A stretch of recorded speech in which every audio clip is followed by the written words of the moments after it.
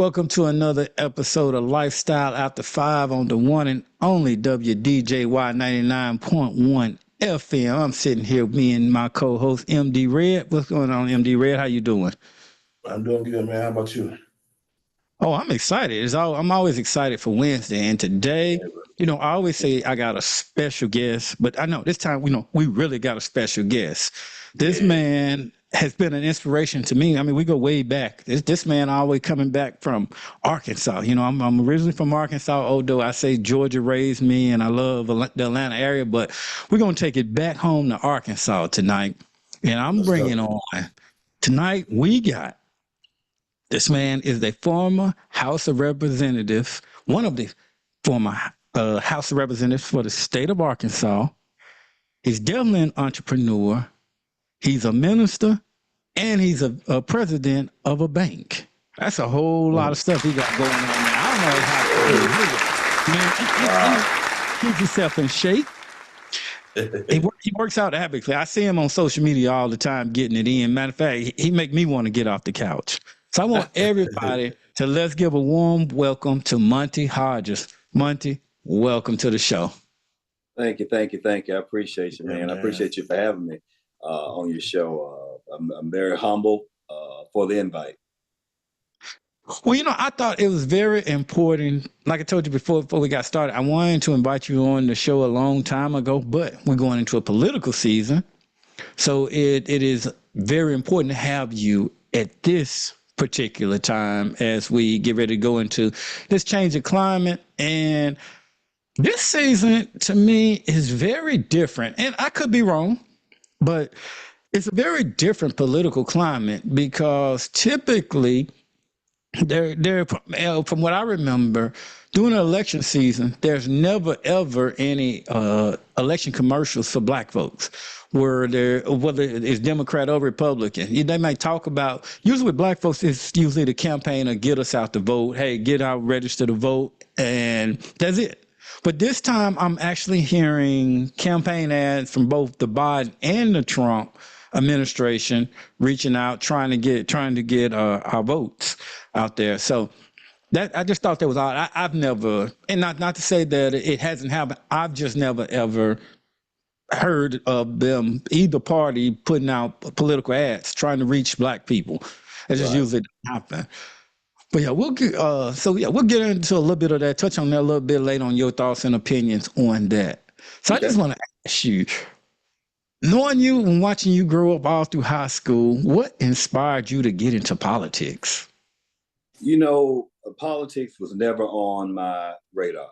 Actually, I tell people I was a late bloomer, but I had to change that because I don't believe in happenstance. I think that everything happens in its proper timing.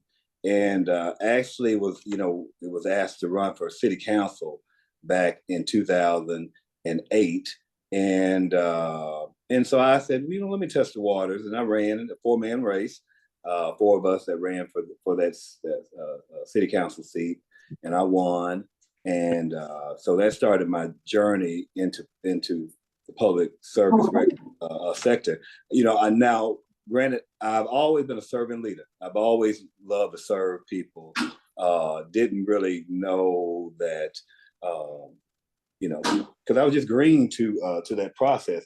So I really didn't know that I would go into that direction. But I knew I liked serving. I served my community, volunteered, did all that. But anyways, won the city council seat and kind of got my feet wet a little bit. Let me tell you, municipal governance is tough, and so everybody complains about everything, and I tell people all the time that serving on the council was my training ground. It was actually tougher serving on the city council than it was serving in the state house. But anyway, and I learned a lot. I learned a lot about the lack of leadership that we had at that time, and I came in green, gullible, wanted to change the world, great ideas, and reality set in when I saw the leadership that we had at that time. But anyway, so after serving 4 years on the city council, I just felt like my hands were tied. I felt like I could do more on a broader scale. And so the state, my predecessor was term limited, and so that was my opportunity to run for a state rep. So I did, and won, and that's where that journey began. But it began as a city councilman. So you were the city council in Bolivar, right? I was, yeah, from 2009 to 2012. Yeah. Do you think that you being local made it harder for you? You know what? I don't know. The Bible says that the prophet is not receiving his own home. You know what I'm saying? And I truly believe that people think that it's just Monte.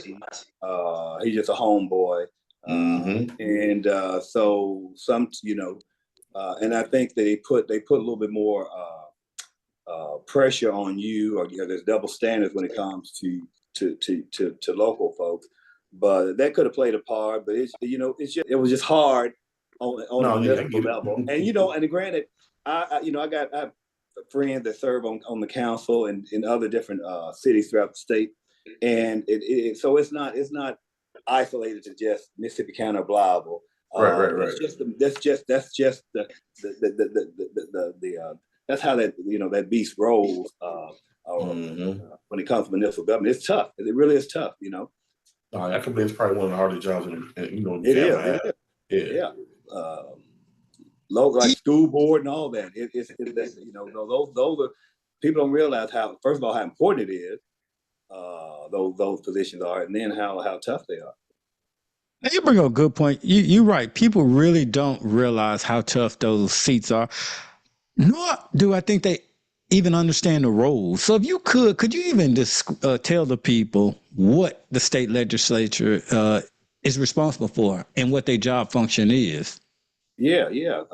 So we're I break it down when I go talk to students at school and different things. I kind of try to make it as practical as possible. We're just like city councilmen on a state level, and so you have your districts. So we have our districts, and I'll use Arkansas for example.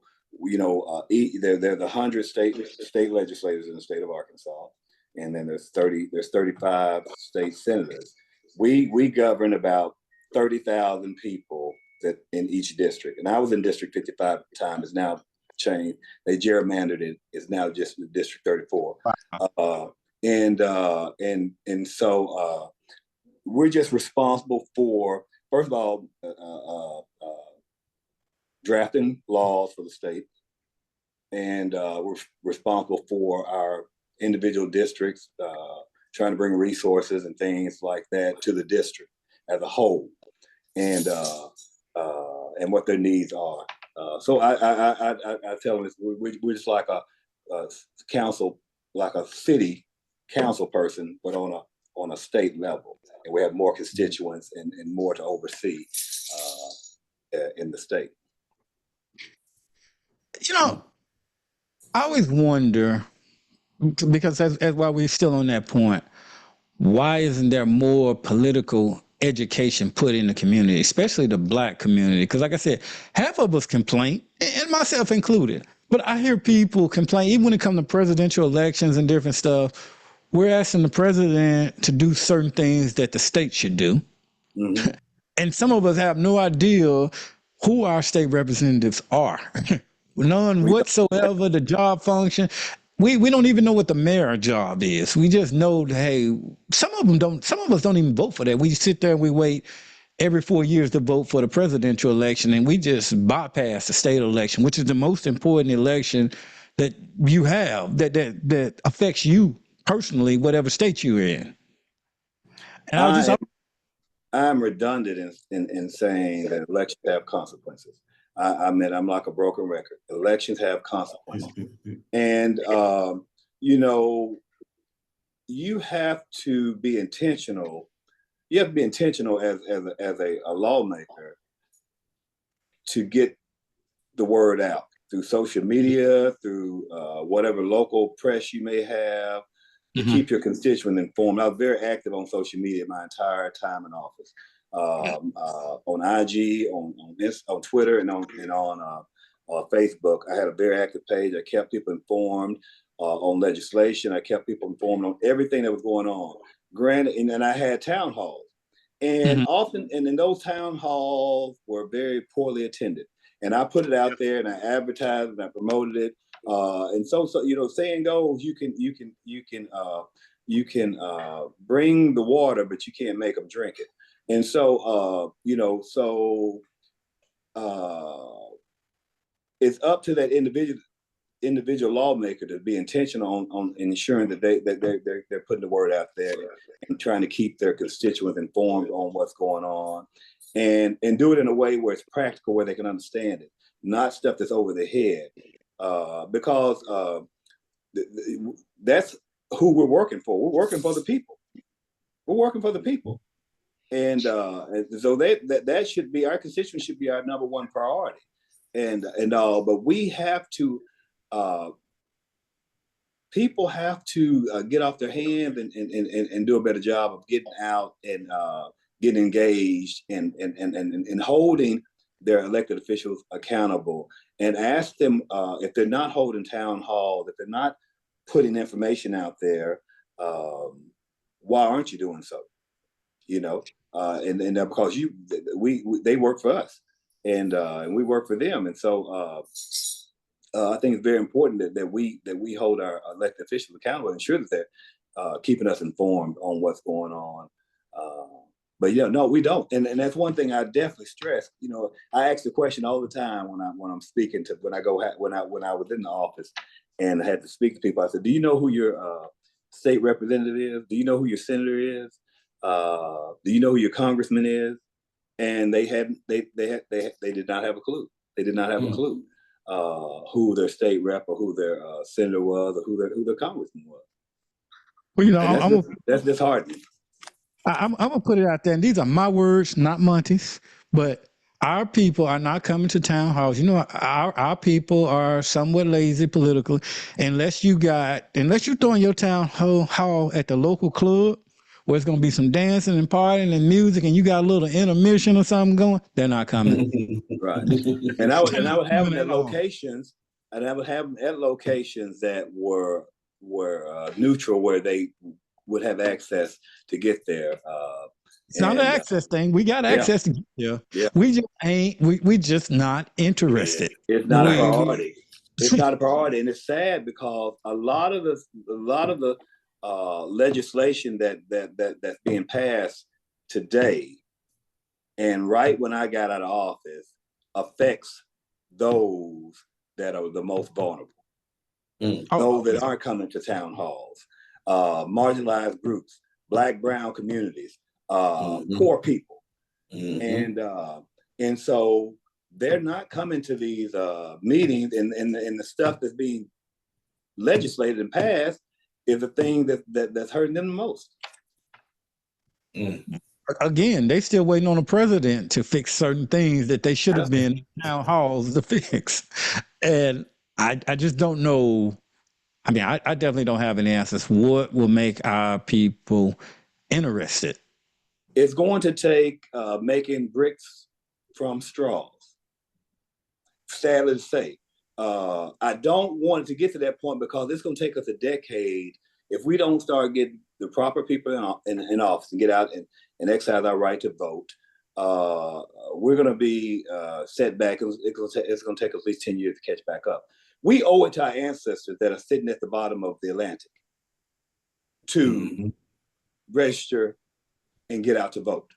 You know, I know a person that won a school board race by one vote. So you think a vote doesn't matter? It does. And so we owe it to our ancestors to exercise our right to vote. We owe it to this next generation to get the right people in office, so their future can be a whole lot brighter and their path can be a whole lot smoother. And so, you know, shame on. I think it's selfish, to be honest with you, when we don't exercise that right. I agree, but right now, and it seems to be this perception that it is an attack on black politicians and all different capacities. If you ever watched the show, usually we have Danielle on our show, which we refer to her as a crypt keeper because she does. She's a part-time mortician, but her first cousin is Marilyn Mosby, and we talked about that last week on the show. And then I've lived in Baltimore, so I'm familiar with who Marilyn Mosby is in her case. And it's like she's facing the only person ever facing 40 years for getting money out of her 401k. Her own 401k. Her That's right. own That's 401k. Yeah. You know, not PPP loan, not skipping out on taxes, and then they turn around, which anytime anybody that ever got a mortgage, if you've ever taken out a mortgage and a husband and wife don't have the same account and you're taking money out of your spouse's account, the first thing that they tell everybody to do, I ain't got to tell you, you work at a bank, is your spouse have to write a letter saying that they're giving you this money as a gift. Absolutely. I've been through this. She did that and they hit her with perjury. And I'm like, how does that happen? Double standards, you know. You know, we don't want to talk about the elephant in the room. We don't want to address racial issues. We don't want to address talk about things like that. You know, we've heard crickets now. You know, people talk. You know, we got a former president has been indicted on 34 counts, found guilty, and you hear crickets. I look on my social media page. I don't see anybody talking about that right now. Nope. But had it been Obama, they would have been eaten him alive on social media. My bad, they'd have sentenced him on the spot. They would have had their opinion and all that. So we get treated with a different standard. We're held to a different standard than our white counterpart, and that's just the reality. That's what it is. that's just the reality, and you can we you know that's not saying being racist. That's speaking the truth and being a realist. And so that's a crying shame that she'd have to deal with this situation. And I'm so I'm really curious to see what the outcome is going to be. First of all, why are we even considering putting this guy on the ballot, even prior to his indictment? Put him on the ballot. I was going to ask you that. Like, how is it even possible that he can still run? Yeah, with his history and all. But that shows you when a person shows you who they are, you believe them the first time. And so we see where the heart and the mind of people are. He's their reality. He's their hope. Now, and I agree with you and everything you said, but like you said, there's a double-edged sword. We got to try to spark interest in some of the people in our culture that's uninterested, and at the same time, you fighting a double standard system that may take you out before you can even affect and make changes. So I'm always fearful. You know, at one point I used to say I wouldn't mind running for office, but now I am afraid to death to get to run for office. I'm like, ooh. You know, the skeletons that try to dig up on you, when they want you, there's something you done illegal. There's some tax return or something that you claim some candy or something on it that you shouldn't have. So it ain't hard for them to find something when they want to sweep to your closet. They will. It's not a matter of, they ain't got nothing. No, they will find something. And if they don't find it, like I said with Marilyn, they will make it. Yeah, politics has gotten really mean. The dynamics and the animal has changed since I was first elected in 2012. Went into the House. It's become toxic. It's become extremely partisan. It's not about the people anymore. Like I said, been mean spirited. You know, they try to ruin your reputation. Your livelihood, anything they can in politics, and it's not that serious. If your motives in your heart to get in this arena is to serve people, then that other nonsense should not even matter. And so it's gotten very toxic, and you better have some tough skin, and you better be doing it for the right reason if you want to get into the political arena, because they are taking the gloves off and they're being extremely ugly. And I see a lot of burnout with former colleagues and saying, I didn't sign up to this, and that's sad. It's because you're gonna have a lot of good people that want to run for office. You have good people that are serving that just throw their hands up and rather than stay in the fight, because they just don't want to deal with that nonsense, the drama. They don't want to take their family through it, and they don't want to deal with the stress of it. Mm-hmm. So let me ask you this: we talk about people not being interested or getting them to come out. They caught up on their phones and stuff. What part do you think technology and social media play in politics now? Well, I think it's it's had some good and some bad. Social media sometimes can be what do I call it? I call it the coward's pulpit. They use it, to set stuff on social media and to be ugly, and say things they wouldn't say to you in your face. But it's a good tool too. Like I said, I use it a lot to just get the word out and keep people informed. And actually, after I got out of office, they were really people. I got inbox and text from people like, "Man, we enjoyed you keeping us up." I did live Facebook messaging and things of that nature, and just stayed engaged, because I think it's very important to stay engaged throughout the year with your constituents, and not just during election time. And so it has its good points and it has its bad points as well. But I think it's definitely a good tool. That's how I stayed up with what was going on with Bible through you and your page. Yeah. Different laws. Now, it's funny that you mentioned that, because I think technology has not been Joe Biden's friend, President Joe Biden. It has not served him well, because this is another interesting election year, because you actually have part of our culture that's leaning towards the Trump way.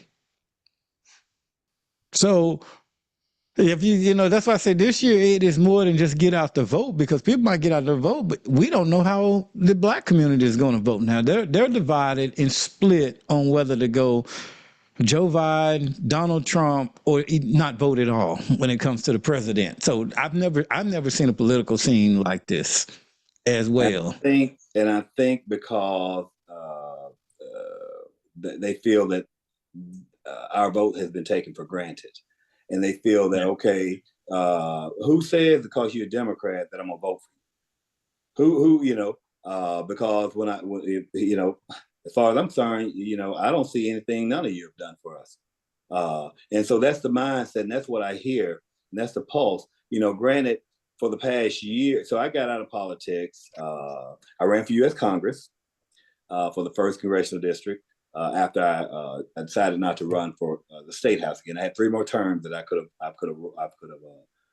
sought, but I decided 10 years was enough for me. So I served 5 terms, 10 years. I'd done what I was supposed to do from a state legislative standpoint, and I was ready to move on. And matter of fact, moving forward, whenever I get back in the arena, it's going to have to be on a federal level. I'm not going back to the state level. But anyways, and so that's the pulse I got from going up and down this corridor during the congressional race. Is the fact that they feel like they're both being taken for granted, and they feel like, okay, because you're Democrat doesn't necessarily mean I'm going to vote for you. You got to give me a reason why I should vote for you.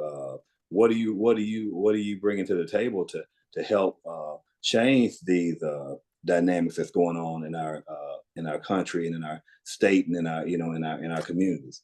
And so I think that's the big thing right now, is like, okay, you can't take for granted my vote, because you don't know how I'm going to vote.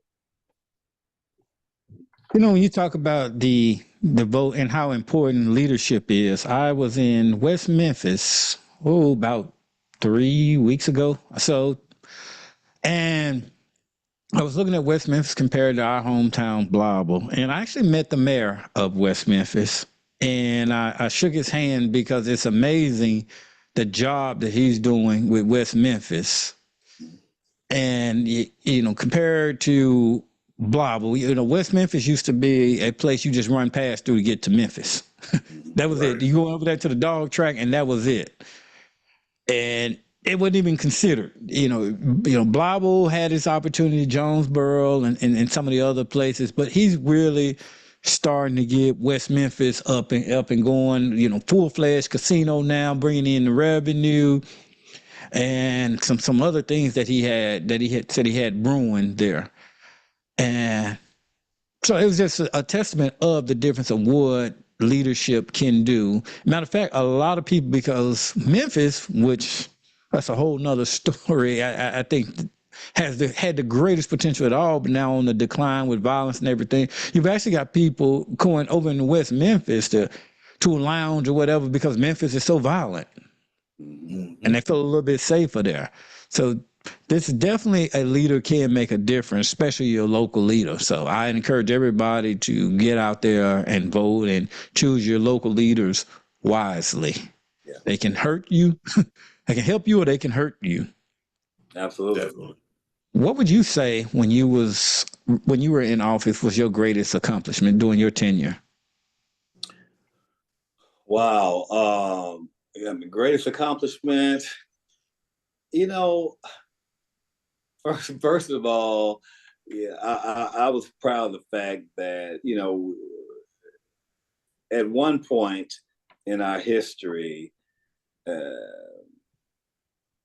we weren't even allowed down in the bottom half of the Capitol, somebody that looked like me. And a boy from, you're from Walls, Lily Lake. Even having that opportunity and to be elected to the state house was I didn't take that lightly.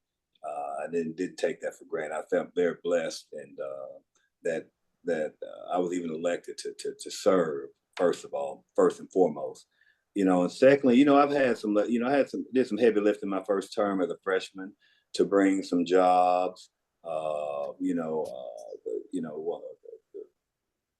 Mississippi County is now the largest steel producer in the U.S. And I carried a piece of legislation that gave an incentive package to draw Big River Steel, which is now U.S. Steel, to Mississippi County, which is now it was a $1 billion project that has brought, now it's with U.S. Steel combined, it's become a $3 billion project that has brought hundreds of jobs to that area that pay great salaries. And so I was very proud to carry that piece of legislation, and just being able to advocate for our inmates. Criminal justice reform is something I'm extremely passionate about. Was able to get some legislation to reduce some of these charges that are considered felons to misdemeanors, because I feel like the punishment should fit the crime, and lock bad people up, not these people that are doing these petty crimes. And so a lot of people behind bars getting felony charges, having a hard time finding jobs, finding housing and things of that nature. And we need to really revamp the way we do things in our criminal justice system. And so very proud of some of the stuff I did and advocated for criminal justice reform, and hopefully even if I'm not in politics, I can still advocate and work for that population. Well, I just want to give you your flowers, because I know some things that you've done personally. There's some young men that I know had alternative ways of making a living, and now I look at these same young men, and these young men are activists now, councilmen, and they are very involved with the community and helping out. And I know that was a direct result of you and your political walk. So I just want to thank you and give you your flowers for that also. Yeah, definitely. Appreciate it. It's impressive. And to be honest with you, I have not, and I've been intentional. I kind of lost my thought earlier, but I've been intentional. I hadn't really kept up, to be honest with you, much with politics. I know it's election year. I've just kind of, because I had to kind of get out of that shadow of being just known for a politician. People just know Monte the politician, but like you made my introduction. It's more to me than and so I'm a natural leader. I'm a natural servant at heart, anyway. But I had to, so this time away from politics, 15-year-old son that I'm investing my time in, so to make sure that he is the best version of himself, and I have a family, and so and then I have my own.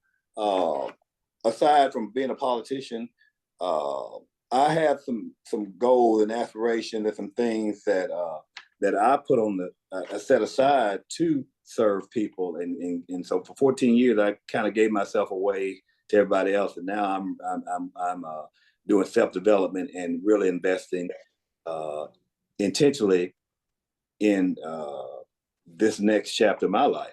And so I've not even really kept up with. I didn't keep up with anything went on in the state for all of last year, none of this year, and it's been intentional. Don't watch much of. I used to be a CNN, CNBC junkie, and hadn't kept up with any of that stuff. So just glimpse of it here and there, but it's been intentional. But it's more to Monte than being just a former state representative. Good. And shout out to your wife, Dr. Monte Hodges, as well. I know she's in the ministry and she's an entrepreneur as well. So we got a local Beyonce and Jay-Z and Beyonce, they're a power couple brewing right there in the Mid-South. Man. Yeah, that's dope, man. Yeah, I appreciate that. We just want to, my main objective, man, to really raise the bar in the Delta and in these rural communities where we have become acclimated to the fact that poverty is high, that we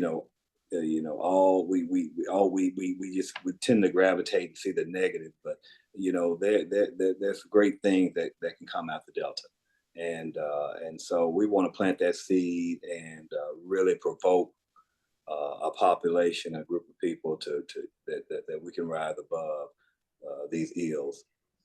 I'm glad you brought that up, because being from the Delta, and me and my father, we kind of get into these debates every time that I'm home. And I agree with you. A lot of talented people in the Delta, a lot of talent there. Even if you want to include Memphis and everything, as you can see, even on the music scene, Memphis is blowing up and everything, and a lot of talent there. But the biggest hurdle, when will we be ready? And like I have this conversation with my father, he's like, well, everybody they graduate, they go to Blau, but they graduate and then they go and then they want to go somewhere else. They don't want to come back to Blau, they don't want to sow, and they don't want to be back in the Delta. But it's a two-edged sword. I love my hometown, and I tell everybody, I'm from a small town called Blau, Arkansas. Usually I have to tell them, we 55, 60 miles north of Memphis, Tennessee, on the tip end of Arkansas, because everybody always think, you're from Little Rock. No, I'm not from Little Rock or Smith. But right now, trying to, until we get to that point, and like I said, I love what you did with bringing jobs. There's a level of, I'm just going to say, safety concerns. It's like people always say, well, you get black, you want to move out of your neighborhood because you didn't got a little success or a little money. And it's like, well, it's not that you necessarily want to move out of your neighborhood, but you want to kill me in your neighborhood. How can I go back with my kids? I want my kids to be able to go to school safely, not be shot at or have to join a gang, and I want them to get a quality education. And sometimes that's hard. When you're coming from certain neighborhoods, certain ghettos and different areas, whether it's Arkansas, Chicago, wherever you at, how do you give back to some people that I would say don't want to hear it? Me trying to, it's like I always tell people, actually I get this question a lot from a lot of white people. When I have different conversations, they say, well, You know, you're smart and you seem to be successful. Why don't you go back and tell your people, you know, how to come up and share your knowledge? Well, what do you think? If I was to go to, I don't want to name streets of certain categories in certain neighborhoods. If I start grabbing these young brothers, hey, young brothers, let me talk to y'all about how to put this, you know, whatever you doing down, and let me show you how to get legit. You How know long what? do it will last? And maybe you and I probably, I'm probably like your dad. You probably, I I'm about to just say we have to do believe, another podcast yeah, and have to spar over that. I And I'm definitely, open. you know, I definitely believe that we can plant those seeds. Hey, I'm Now, not just. granted, going to, you know, I'm not loyal to a hood.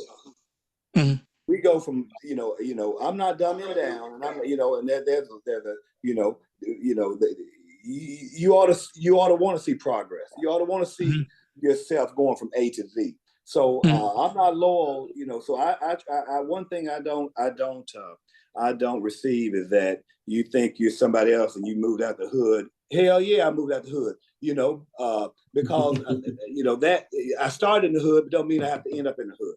And so I don't. You can't put that guilt trip on me. If I decide to live in the suburb, that's my business. And if my means, if I've grinded and built the resources and things that I need to get me there, then that is my choice. And so, and we have to quit feel like we're loyal. Have to be loyal to a hood or a relationship that's not conducive for us soaring. And so, because eagles fly with other eagles. And so, I believe that I think that I have actually an obligation to pay it forward. I believe I have an obligation now, to plant those seeds. Mhm. And when I campaigned, I was in the hood. I was no more afraid of those than folks than I would if I went to another part of town. And I saw some things and heard some things and smelt some scents but they respect the fact that one person drove up and was like, "What are you doing over here? You're not supposed to be you're not supposed to be over in this part." And I'm like, "Look, I was raised, I grew up in the hood, so that I don't I don't want you to look at me as if I'm untouchable or and so they respect the fact that he's just he's no different than us. He made some accomplishments in life and he but and so there was a seed planted because I think because we're visual people, and so they need to know and see millionaires coming that was raised in the same hood they were raised in, and they put the work in legally, and they grind and they put the time in because because they had a end goal in mind, and they did it. They accomplished it. The same background, the same side of the track, and all that. So I believe we can. You're not going to grab everybody. I guess And I you're should not have going to studied make. that question better because, and for those listening, I don't want y'all to think, please don't misinterpret it where I think, oh, you should abandon people and I think I'm above everybody. I still do go to the hood when I go home. I'm just asking, just putting the question out there. So no, I don't think I'm better than anybody and everybody. I do feel that we can plant those seeds. So please don't twist my words and think that I think that I'm better than anybody. I'm not. I'm not. But my question, I guess I should have better stated my question as to how do you separate the ones out of the hood that want it from those that don't want it? When Those planning that, and, yeah, and more of an incentive to give it. So therefore you're not just wasting your seed out there, scattering it out everywhere. and I'm not. The thing I've learned, wisdom is set in that I can't want more for you than you want for yourself. Yeah. And I'm not going to give that much. I'm not going to give that energy. I'm not giving that. I'm not giving my energy away from people that don't want. But you do have those that are hungry, and that the light bulb does click, and they're wanting to and we can mentor them and get them in the right direction and get the right connection that they need to help get them on the path they want to go on. But those that don't want it, they're not going to receive it. But those that want it, they'll receive it. But I'm not spending a lot of energy. I'm not going to spend any energy on those, because I can't want more for you than you want for yourself. You know what I'm saying? I tell people all the time, you can listen to me do a motivational speech and inspire you and all that, but that drive has to be in your heart. That grind has to be in your gut. I make sacrifices. I'm up early every morning. I'm investing in Monte. I'm investing in my personal development, not in my health, like you said. And I have a broken patella now. I'm on crutches right now, but I'm still up 5 days a week working my upper body. I can't do anything in my lower body right now because I'm in rehab, but I'm still up working on my upper body because this busted knee's not going to stop me from taking care of my physical health. I'm still eating healthy and all, and then I take care of my mental health. I read an hour or more a day, and all. So I'm investing in my intellectual health, and I'm trying to be 1% better every day. I'm trying to learn something new every day. I don't care if it's something small. I don't care if it's a quote, and so you have to put the work in order to get where you want to go. Absolutely. Yeah, I mean, well, shoot, man, you hold a lot of titles: pastor, minister, bank VP, politician, a father. All those jobs come with criticism. So how do you handle public criticism and keep your mental well-being? Oh, that's a real good question. It took me knowing who I was and whose I was, first of all. And my faith is my foundation. I don't deny it, and I don't push it on anybody else. But I don't deny who I am as a Christian, as a believer, and then that's been so I know who I am, and I know that Jeremiah 29:11, which is my favorite verse, is that the plan God has for me are good and not evil. They did the hope in the future for me. So I don't take ownership of what people think about me. I don't take ownership of that. It's not my problem. It's yours. I know I'm a good person with good intention, with a good heart. And if and I've been attacked, believe you me, I've been attacked my entire political career. I've been attacked. I can only imagine. And people have been mean. They've been mean not only to me. They have said things about my son. They have attacked my wife. Lies have been falsely accused, and lies have been made up. So it has been taxing, but my faith has been my foundation, has kept my mind clear, and I just don't take ownership of toxic energy or toxic people. So I don't take it in. So when you don't take that stuff in, it allows you to walk freely and at peace. Yeah, nice, man. Yeah, and I know that ain't easy to do. So it's not. Like I said, it's been a process, and it took me, and I'm really all the negative and the bad toxic stuff that has transpired in my life has actually been necessary. I don't think my life had been a cakewalk, and had I not had those attacks, I wouldn't have this. I wouldn't have the fortitude, and I wouldn't have the mindset I have now. Had it been a cakewalk, and I hadn't had those experiences, and so I'm really my pain has been my superpower. Nice. I was watching on TV yesterday or YouTube or something where they talked about Oprah was fired, I think, from her first television show. She was. Then they were saying, well, she should have been fired. She wasn't Oprah then. She had to be fired to become Oprah. And she said that. She talks about the fact that, first of all, she hated being a anchor woman. She just didn't like it. She just felt, she just didn't like it. And so they demoted her and put her. She did like this back in the 70s, and put her. She did like a little talk show type deal they put her on, and she was interviewing the ice cream guy, the guy that sold ice cream. But when she got through that interview, she knew that was her life's work.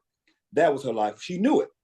She knew. So them demoting her, them saying she'll never make it as an anchor woman was actually the biggest blessing she could have ever received. And I guess I guarantee you those people are eating crow now because she's one of the most powerful Black women in the U.S. And so you may have 100 no's before you get that one yes. You may have 100 doors shut in your face before you get that first no.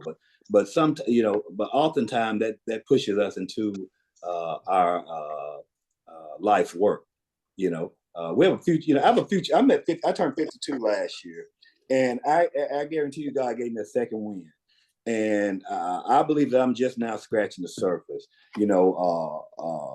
On this next chapter and the trajectory that I'm going in for my future, for the future, Monte. I'm bright for you. I can't wait to see. We're in this age of social media.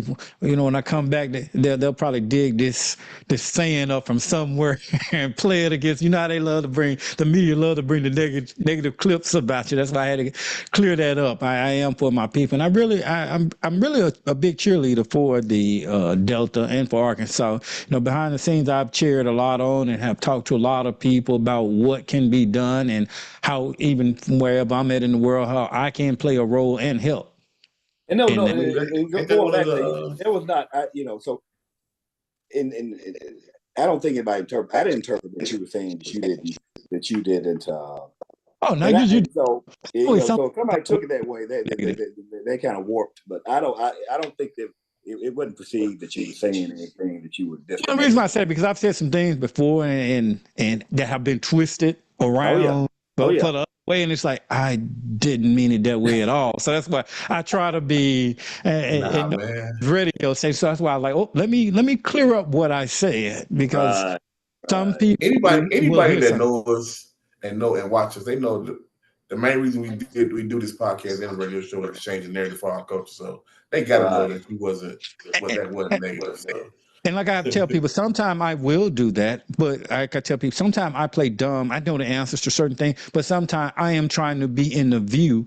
I am trying to reject that person that don't know, or I'm trying to flip the story and get the other end of it and play devil's advocate in it so that everybody can get the whole picture. And around. So that's why sometimes people, you said this now, I'm like, well, yeah, I knew this and that, but I'm flipping it from the person that don't know it, or from a different mindset. Because a lot of times I learn a lot just from these interviews sitting in. I've learned a lot just sitting in listening to different people and their different perspective. I've had to change my perspective on things. I've had one opinion coming in, and I've talked to some people, interviewed people, and before the show over, I'm sitting there like, okay, that's a different perspective. I got to change up on that. So with that said, I will ask, when you're in politics, I know sometimes you got to reach across the aisle with your counterparts to cut some type of deal. Would it be Democrat? When you're looking, sometimes have you ever had to reach across and work with the Republicans to try to get a bill passed, or had to, for the greater good, like sacrifice? You didn't get all you want. You had to take a few things off, and you had to accept some of what they were pushing. That wasn't so bad, but it wasn't a favorite with your people, but it was overall, it was for the greater good to get to get whatever you needed passed. Have you ever had to deal with that? And if so, what was the messaging? Even like I said, my criminal justice bill, I had to adjust that a little bit to get it passed. I had to take a few things out of it. But I was willing to do that because I still felt like even the stuff that I left in it was still going to help these inmates that were getting hit with these felons. They shouldn't be hit with them. I'm a big proponent of not compromising. I believe to each his own, and I know they say politics. You have to, I've been able to do some most of probably 95% of my legislation was bipartisan. and all. But it was good. It was good legislation that was helping people, and so they got it. But nowadays, you have, like I said, it's gotten so partisan. They will not vote for your bill just because you have a D behind your name. They will not support you. They will. It's gotten so bad that they don't even want to be associated with you, even if you build a relationship or friendship. And it was not that way at one point. We would do our debating and have our issues at that Capitol, and then go out and have a meal after hours. But now it's so divided over partisan that the work of the people can't get done. But I tell people it screws all of us. Yeah. Being partisan doesn't help anybody, whether you're Democrat or Republican. It divides, and it screws us both trying to move forward in the country. And the reason why I ask it, because I think sometimes politicians get set up because when you have to compromise, and sometimes you just can't get all you want. Sometimes you got to give something to get some, and so it may be, maybe they have to, just to throw something off my head. You may have to say, well, we're going to take a year, maybe, I don't know, it may be 5 years you can draw welfare. Well, you may have to take that down to 4. So they'll see where you voted for the 4 years of welfare in order to bring millions of jobs and opportunities into Arkansas. And they'll, he voted for this. He voted for you to lose your welfare for that year, not realize all behind that bill. Absolutely. Sound bites that we get going, which is why I bring that up. And what I feel that our culture got to understand, I might have voted for something that was unpopular, but we don't get the why all the time that you had to make that unpopular decision or vote. That's a very good point. I'm glad you made that, because oftentimes, they just see you voted against a bill that they felt like would help them, but they didn't see the bigger picture. One, for example, I can use is our tax cut. We had some huge tax cut in the state, but it only benefited those that were the 1% of the richest people in the state of Arkansas. So I'm from a rural, poor district. So the people I represent, it didn't help them. You saving pennies, and and the poor middle class. We keep this economy afloat because we are that GDP is up because we're out there spending money. As soon as they hit our pocket, we're at Walmart and Target and Family Dollars and all these places where they're invested and doing all these things. But they got the biggest and largest tax cut, but they didn't hear that. They only saw, okay, you voted against the tax cut. I vote against it because you're not benefiting from it anyway. And so that's why it's very important that our messaging, that we get the word out. So I put I remember when I voted against that, I knew that, people I may have some backlash and said, well, he votes against tax cuts. No, I vote against tax cut for the richest people. They can afford to pay taxes. I'm trying to save you money. And so I made a big, wrote an article, broke it down, very practical terminology so that, that they can understand it. And I was out in my driveway, and a guy pulled up in my, swooped up my driveway. I was outside in my yard. And he said, he had the paper in his hand. He said, I just want to thank you. He said, I read your article. He said, because I was like, oh, that's a good thing. We're getting a tax cut. He said, I read your article and you explained why you voted no. Because you always should have a why, like you said. And he said, you explained this so plainly. He said, I picked the phone, started calling all my circle, let them know, okay, this tax cut didn't benefit us. That's why Monte didn't vote for it. He said, so thank you for that clarity. And all. He said, because I was like, why would he vote against the tax cut? But he said, until you explained it, I got clarity on it. Now, you being a banker, I always say, can you really ever tax cut on the rich? How can you tax cut an entrepreneur? There's a difference between a wage earner that I think most of our people don't understand. Wage earner, meaning you get a W-2 and they take your money before you get it. You get your paycheck and taxes already taken out, versus billionaires, millionaires such as Donald Trump, where they get their money and then they write off, and they got all types of tax codes and loopholes, and then they tell the government, "This is what I made." We're not the same people, and I think that is something that our people need to understand.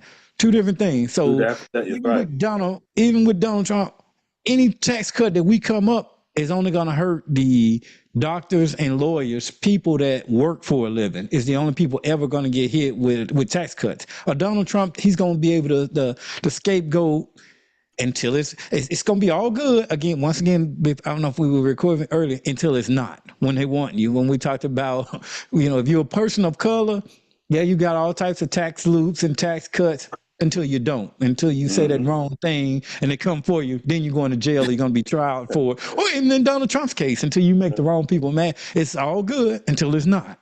So that's something we got to look at when we hear politicians talk about tax hikes, tax cuts, and everything. Is, like you said, certain people's not going to benefit or hurt them either way it go. Yeah. We really need to take the time to get informed and be, and not, and be enlightened on a lot of the stuff that's going on right up on our nose. So what advice would you give someone that is considering a career in public service? Why? Why get that? I mean, that's both. Why are you? And that's one first question I asked. What has prompted you to want to seek out public service work to be a politician? What prompted you? So there should always be a why. What's your motive? What's your motive for doing it? You want to have a license plate. You want to hold a title, or you want to serve the people. So there should always be that why. I think so. And I encourage, if you feel a tugging and you feel that this is a sector you want to go into, by all means, go for it, because I think it's noble work. You can do a lot of good. You can make a difference. But there should, I'm going to always go back to that why. Why are you doing it? I do have a question that I'm curious on that I never asked. You average Joe Blow or whatever, and now you decide you do have that burning passion to make a change, and you do want to run for politics, and lo and behold, you get elected. Is there any type of training from that point on when you get into this office, or it's like, oh, figure it out? You here now, you better figure out what you're doing? Yeah, absolutely. Sometimes you got to be baptized by fire. But there is, you have to get in there and you learn the process. Like I said, the first 2 years, at the Capitol, I had to find out, which direction the restrooms were. And I know we go in, and so I was green and didn't have a clue. Other than I researched and did my due diligence and went to all the training they had out there during the process. But you kind of learn as you go along that institution. Unless you were reared up in that environment, you kind of learn the institution as you go along. So you have some great legislators that had no background, no, not all of them are poli-sci majors, and not all of them are attorneys. You just had a variety of backgrounds, and they came there with no political experience, and you just learn it as you go. It seems today you talk about social media, it's more about character than what you actually do for the people nowadays. We care more about what you did in high school. Yeah, I don't understand. So image. It's nonsense. I'm just going to leave it at that. It's just nonsense. It is. I mean, I really don't care what you've done. Like it's criminal. You kill people. If there's nothing that you've done fraud, criminal, anything, I don't care. You're not unethical. You have a and the problem with you and your wife, I don't care with the problem with you and your wife and everything you got and the party you went to and everything else. I don't care. All I want to know, like any other job, you don't ask your plumber all these questions. When that drain is stopped up, you don't care what religion he is or her nowadays, what religion, what political affiliation. All you want to know is, can you unclog this pipe? Yeah, absolutely. Absolutely. And I think this is what we need to start thinking when it comes to politics. We are losing a lot of good, young, viable, like you said, when it come to changing the Delta around, we need these young, viable candidates that can really take a chance. But if we keep trying to hold these lifelong, you got to be a lifelong good citizen standard, we're going to keep missing talent. I totally agree. Totally agree. That's a good point, man. Very good point. Very good point. Once we drop that, maybe I can run. I can help out there.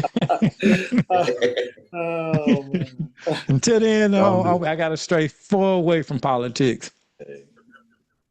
Matter of fact, when you get ready to run for congressman, you know, I don't even know if you'll be able to be seen with me. I don't even want to put you. I wait for you. You know, I'm dead hard. You know what? I'm not gonna let anybody dictate. I've been down that road. So yeah, I know what it feels like, and so no, I'm not gonna allow people to dictate a party, anybody to dictate my moving forward in anything, and who I can associate with and who I can't. And I know that may not be politically correct these days, but sometimes there's always been a first in everything to start the pendulum moving. So Sure. Well, that's why I want to thank you for coming on Lifestyle 5 and gracing us with all your knowledge. Yes, sir. You got any socials you want to share? Any what? I'm sorry. Social media, contact information. I'm easy to find. Just look up Monte Hodges. You can find me. Just put my name out there. I'm on IG, like I said, IG, and on Facebook. I'm not real active on Twitter anymore, so I don't too much get on Twitter, but I'm still on IG and on Facebook. Cool. And you all know where to find us. Ali Out the 5, www.alioutthe5.com, where you can get all our merchandise and see all our episodes. Check out our lifestyle shirts, and we'll catch y'all next Wednesday. All right. Thanks for having me.